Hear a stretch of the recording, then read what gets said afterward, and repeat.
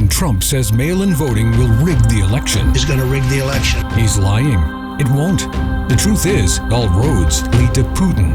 Back in 2016, there was a credible threat that Russia would not only influence our election through social media, WikiLeaks! I love WikiLeaks! but also hack into our voting infrastructure. All 50 states were all likely targeted by the Russians, assessing the vulnerabilities of our voting system, our voting machines. The Russians stole or looked at the personal data of hundreds of thousands of voters. Russia may have been probing vulnerabilities in voting systems to exploit later. In other words, they've been casing. Would he stop Putin? Not a chance. I'm not going to tell Putin what to do. Why should I tell Putin what to do? Instead, he installed loyalists in the DHS and DNI. Both are responsible for monitoring election integrity. And Mitch McConnell has blocked election security measures. But what does this have to do with mail-in ballots? Think about it. Trump didn't panic about mail-in ballots until this year. That's when the pandemic was out of control.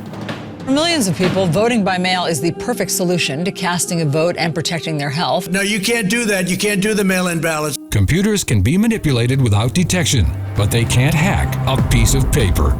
Even though Trump and his inner circle were all voting by mail, he threatened states who wanted to expand mail-in voting. Donald Trump on Wednesday threatened to withhold funding to Michigan. But it gets worse. Why has Trump been pushing to open things up during a pandemic? That's what we're doing. It's the opening of America. Vaccine or no vaccine, we're back.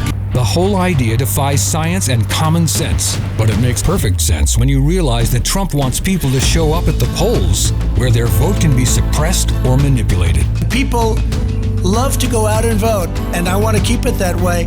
Trump even installed a loyalist in the post office who is slowing down delivery. He is a major Trump donor with no prior postal experience.